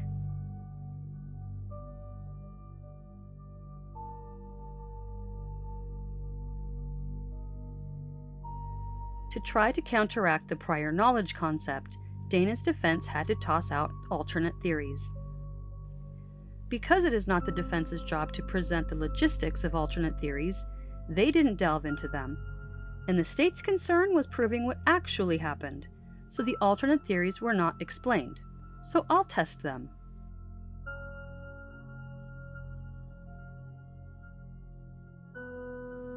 The first theory was that Joel Spider-Man'd himself into the house through one of the skylights. Dana's defense really grilled those involved with the crime scene about whether they checked the skylights to see if they could be opened. Apparently, there was one that could be lifted. Thus, there was a possibility that Joel entered there. Alternate theory number 1 could have been the reasonable doubt Dana's defense needed. Except, for that theory to work, there were other common sense obstacles to overcome. Just thinking it through on a very topical level, climbing on the roof would increase the risk of Joel being seen, potentially getting caught before the planned crimes ever even began. But okay, let's say Joel's got Mission Impossible skills. The skylights aren't meant to be opened. It's not a sunroof on a car. The fact that one of those skylights could be shimmied off just meant that the sealant had deteriorated and it needed to be resealed. To know about that one skylight, Joel would have had to test them ahead of time, or he would have needed to be told about it ahead of time.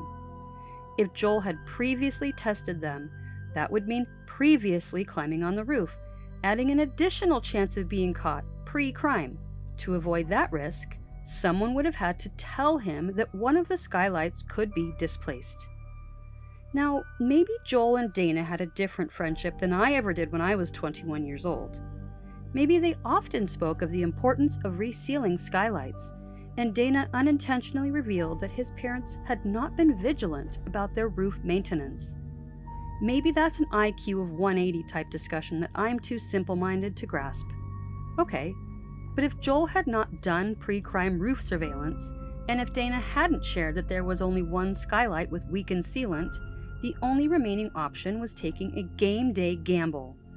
It feels like the opposite of common sense to show up armed with only crossed fingers. Finally, however it was discovered, if Joel did make entrance from the roof through a skylight, how was the skylight closed afterward? And if he figured out how to close it behind him with some sort of Fantastic Four stretchy arm situation, why was there no evidence of roof or ceiling particles on the floor? There was no forensic evidence to suggest that the skylight ever budged. The second theory was that Joel entered the home by sneaking in after Glee and Tiffany. Logically and logistically, this theory is messy. Really messy. Dana has no idea that Joel is plotting the death of his family, which means Joel has no clue when the family will get home on Easter. If Joel's on his own, he wouldn't even know if Dana would be there with them. And he certainly wouldn't have known that the women would be there first, alone. But let's play it out. Joel's waiting outside for the family to arrive, hiding somewhere on the property for some unknown length of time. Could be minutes, could be days. Food, water, toilet situation, sneezing, nodding off and snoring. He can't risk any of it, since he could be seen or heard by neighbors. Silent and stealthy for however long was necessary, Joel had to also be ready at any moment. What if he was hungry? What if they show up while he's munching on some ranch bugles or a bar none, and he has to spring into action? He could introduce evidence or DNA that he planned to avoid. What if Joel got a big gulp to sip on while he waited, a little sugar and caffeine to help keep himself hyped and hydrated, and it took so long that he had to answer the call of nature? Where would he go? I could be wrong, but I don't think portable urinals were readily available in 1992. If he didn't want to turn his big gulp into a Mountain Dew, and if he did find a place to discreetly relieve himself, what about potential DNA evidence? And most importantly, what if the moment of irrigation was the exact time that the Ewells arrived? Furthermore, adding to the unknown timing, what if a bunch of cars pulled in? It was Easter. How would Joel have known their holiday plans? How could he be sure that a family reunion wasn't about to show up for Easter dinner? Or what if no one showed up? How long was Joel prepared to wait, just hiding out, outside? But it turned out that Tiffany and Glee arrived first, and hallelujah for his dark plan, the women are alone. They exited the Jeep and went to unlock the door to the house. They're only a few feet away now. It's time to act. So Joel stealthily gets in the Jeep. Because remember, Dana's defense insinuated that Dale's box of ammunition was not in the house. Rather, it was in Glee's car. And Joel used that ammo to take their lives, so the Jeep search had to go first. Unless he snuck in after them, yelled, "Pause game," and ran out to search the Jeep. Sorry, that was obnoxious. He could have also said, "Red light." I shouldn't assume, I apologize. Why would Joel have searched the Jeep, though? That was not why he was there. Did he consult with Miss Cleo or Sylvia Brown ahead of time? I can't see how this personal mission of take out the family then blackmail Dana for his inheritance would have been worth a Jeep search. But okay, let's ignore the improbability of all of that, and also presume that he didn't play red light, green light with Tiffany and Glee. Mom and daughter Ewell arrive. After they're out of sight, Joel had mere seconds to silently leap into the Jeep, search it frantically, yet delicately because nothing was disturbed inside, find the ammunition, load his own firearm with that ammunition, which may or may not have meant unloading his weapon first, and Usain Bolt himself into the house behind them. Joel does to them what he came to do. Now he has to wait for Dale, and the whole unknown scenario starts again. Joel's inside the house now, so that's nice, but the same set of uncertain events remains. When will Dale show up? What if he doesn't come home that day? What if Dana is with him? What if only Dana shows up? What if a whole family reunion of card-holding NRA members arrive while he's sitting in the house with two bodies? But oh, the angels, or maybe devils, were there that day, and Joel gets lucky again when only Dale arrived. Joel takes him out. The job is done. He tosses some things around and throws some stuff on some bed sheets. He's almost ready to go, but he has one last step. To get Dale's box of ammunition that he took from Glee's Jeep and place it on Dale's side of the bed of the master bedroom. Oh, and he tosses a single cartridge on the ground just to be edgy. Joel checks Dale's drawer while he's in the room.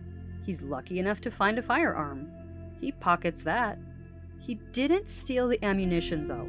That would be crossing a line. He's not a monster, jeez.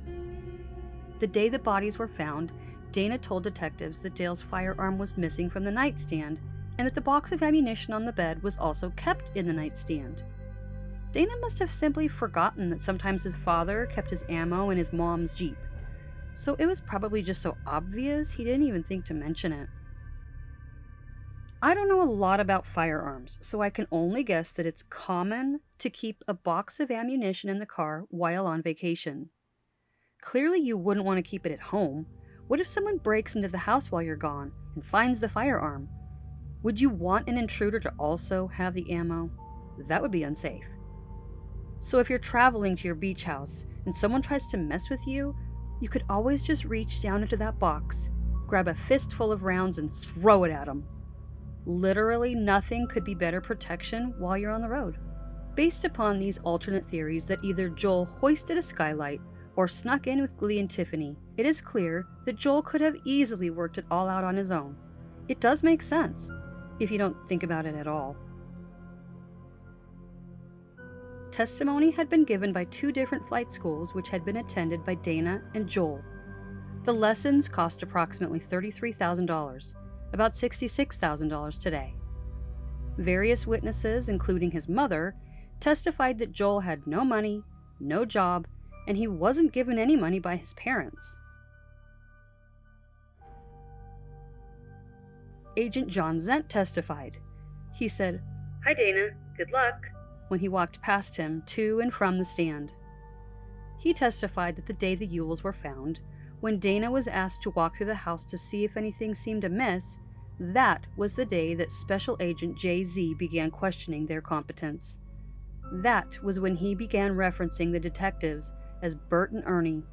His mockery of the investigation didn't occur over time. It was immediate. Furthermore, he had a completely different version of the events of the day the family was found than anyone else. The defense rested their case on April 13, 1998. Joel's defense didn't call a single witness. Then the state began calling their rebuttal witnesses, a lot of them, and the majority of those witnesses directly targeted John Zent's credibility. During the state's closing arguments, Joel was described as resting his head in his hand, rocking on the back two legs of his chair. Dana was described as staring at the prosecutor, basically stoic, but that he had an occasional smirk. So what happens here with all this scheming? Dana Ewell finds himself kind of the toast of the town there in Santa Clara, running around in his suits and driving his gold Mercedes. Have you ever seen how very, very rich people, men, get treated by their fellow men? I know not all of us treat them that way, but there is a great deal of power, admiration, respect, even sexual attraction that is accorded to the so-called rich. Dana Ewell was no longer just the son of a rich man at San Joaquin Memorial. He was now in Santa Clara, his own man, rich, successful, and powerful. I submit or venture to say that you have to actually see him strut around campus and savor that attention to really appreciate his love of this position. So there he is at Santa Clara, living this life all based on fantasy, all based on a situation where you're in control, in essence, of your environment because nobody knows your history. But as you're in college, college comes to an end, as you know. And with his devotion to money and flashing money, graduation must have posed a significant dilemma to him. I mean, graduation. The real world loomed. And I submit that it looked distressingly real. I submit that Dana Ewell was fully convinced that he was gifted. All you had to do for Mr. Ewell was give him a stake, and he could go out and turn it into millions and millions. After all, for Dana Ewell, the competition in the financial world were mere mortals compared to his abilities. He had no bones about right and wrong. And I bet you that even Michael Milken or Ivan Boesky wouldn't go as far in making a buck as to go for murder. The guy behind me here is absolutely ill when it comes to his love of money. I submit to you that his love of money knows no bounds, and it is perverted in the sense that one can love money, but one cannot love money to the extent that it becomes a perversion. His perversion is the motive behind these crimes. When you come back to that question, who could kill their own parents? I submit to you that it would be a spoiled, perverted, obsessive man who has tasted the trappings of wealth and will not give them up. I think that you only need to go to his reactions to the reading of the will. He knew and expected to come into his own at age 25. And when it came to the reading of the will, and in a typical will by a rich man where it sets out stages, Mr. Dana Ewell simply could not contain himself. His well-planned, rehearsed reaction to post-murder events simply failed in the face of the bitterness of this news. Strangers do not alter crime scenes. A crime scene is staged to redirect the investigation away from the most likely suspect. Joel had no reason to stage the crime. Short of being caught in the act, Joel Radovcich has absolutely no connection with either Fresno, Mr. and Mrs. Ewell, Tiffany Ewell, or the Park Circle address. There has been no rational explanation for Joel Radovcich's cache. There has been no rational explanation for the secrecy. Nothing in and of itself is a smoking gun, but it's one thing after another. It's like the bright line stria on a bullet. At some point, those matching lines cannot be random.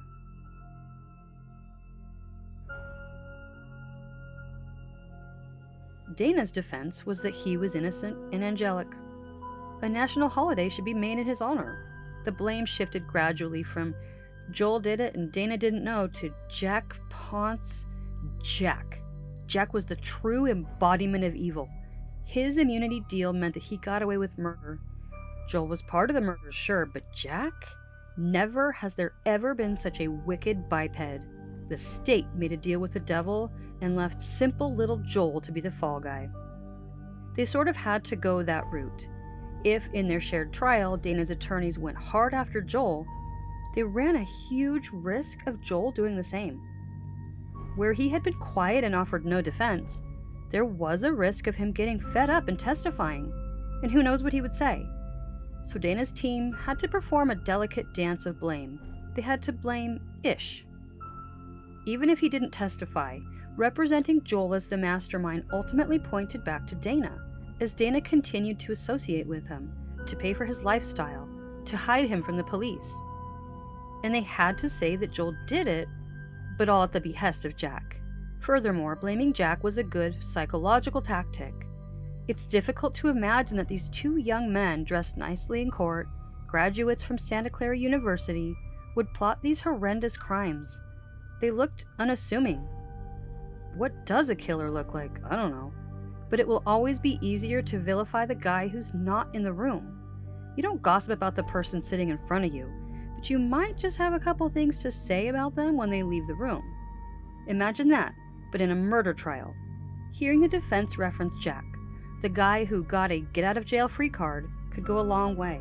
Jack would not have needed an immunity deal if he had done nothing wrong, right? Jack didn't know the Ewells. He'd never met Dana, but he knew of them through his friend Peter's younger brother, Joel. Jack created a plan for Joel to eliminate Dale, Glee, and Tiffany Ewell. But Dana had to live.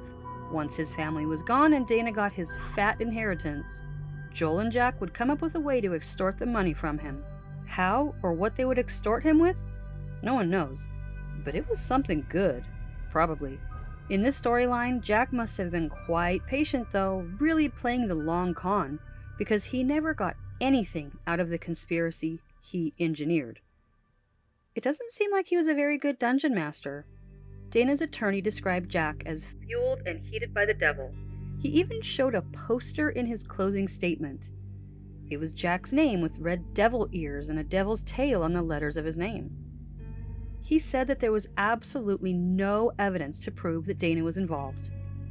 The problem was that detectives wanted to get this case solved so quickly, they homed in on Dana and had blinders on to anyone else being the real killer. This suggestion would only work if the jury was not paying attention at all. The truth was that it was a lengthy investigation. The deaths of Dale, Glee, and Tiffany took place on April 19, 1992. The trial began December 16, 1997. No part of the investigation was rushed or frenzied. I get going pretty fast in the defense of Dana Ewell, who I believe, based on this evidence, is not guilty. I strongly feel Dana Ewell is not guilty, did not do it, based on this evidence. The closing statement by Joel's counsel was what I consider a classier representation of what it was all about. He had a client with the right to a constitutional defense, but no one was under any delusion that Joel was walking out of there a free man. Their goal was to hopefully avoid the death penalty. It was a smart move. He didn't deny that Joel was guilty, but there is a level of empathy to be mustered, even for a killer, when you can see him in a light of being manipulated. His final statements felt like careful attorney speak for, "Listen, I can't save my client, but please use your common sense. Obviously, Dana was the one who planned this." You heard the taped statements Ewell gave to the police the day the bodies were discovered and the next day. Listen to them. The words are preserved, for good or ill, and will resonate forever. Dignity and integrities are qualities you have to judge from what you see and hear. I know what the consequences could be here, and you do too. Whatever your verdict, we're prepared to accept it. At the end of the first day of deliberations, the jury asked a question that I've never heard before. They asked if they could consider the courtroom demeanor of Dana and Joel in their decision. The judge told them no.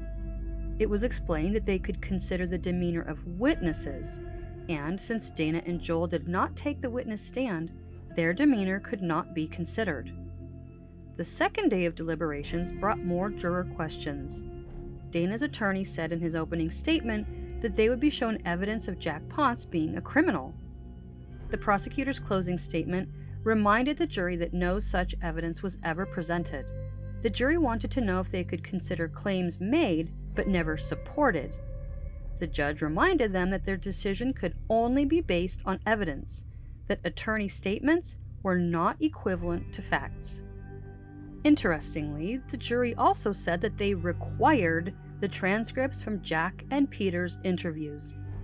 They said that they would not accept the recordings from court.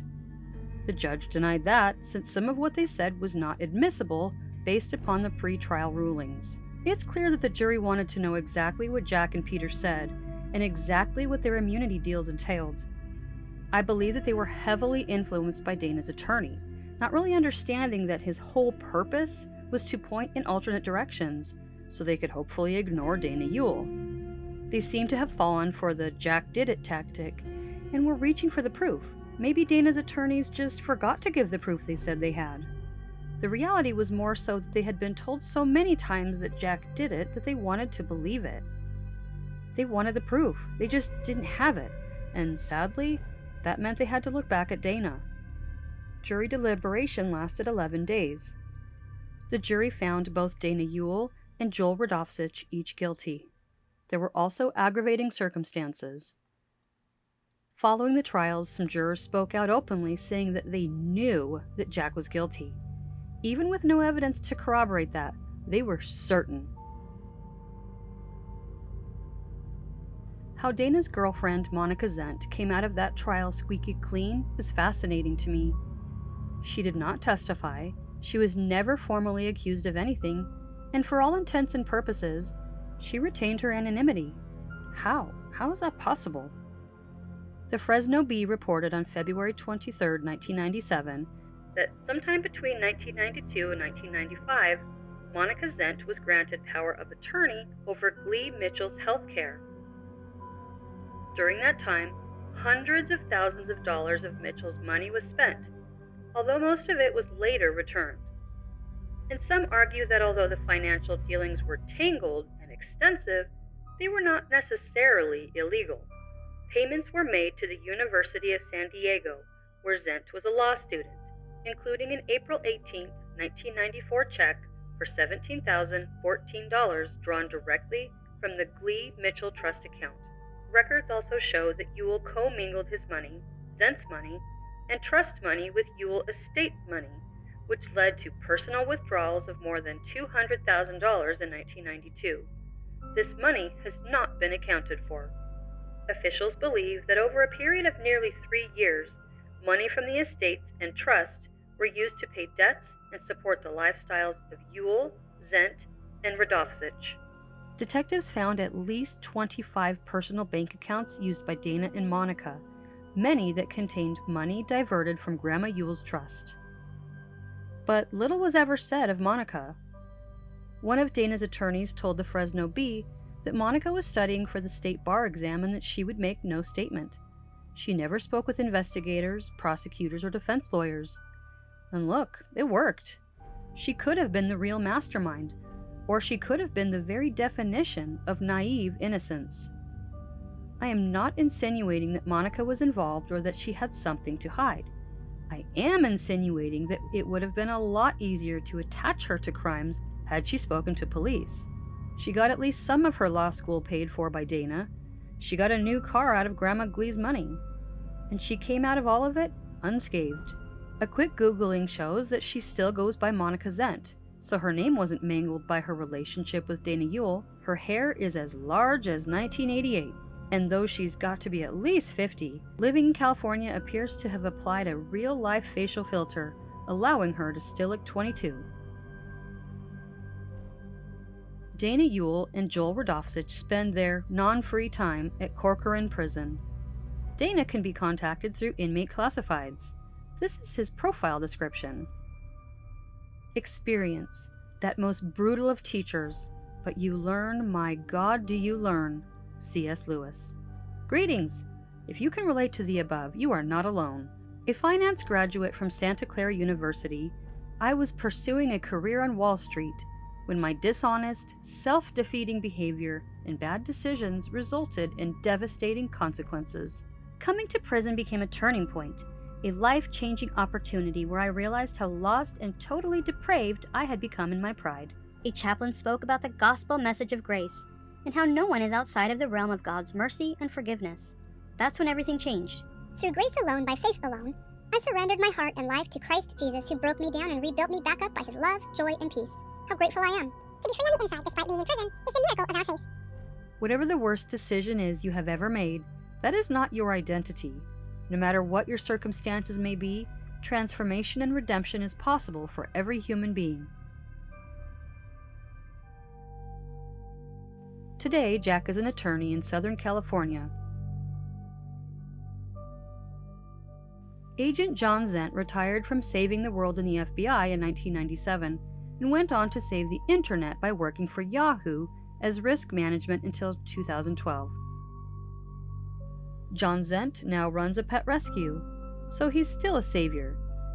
His LinkedIn shows his Dana Ewell-esque self-confidence as he boasts of his great successes, including Ali Muhammad. That was a success for him. His LinkedIn profile goes on to say, "The Yahoo journey that was truly varied, truly interesting, and always a challenge. It also resulted in The Beast, my collector 1992 512 Testarossa Ferrari. It's a total showstopper wherever it goes. Before I apply the deepest cleansing face mask I have and take a long, exfoliating shower to scrub off the gross parts of this lengthy investigation, I just want to point out that John Zent's dream car was from 1992. The Beast, a showstopper. That year, the show definitely stopped for Dale, Glee, and Tiffany Ewell."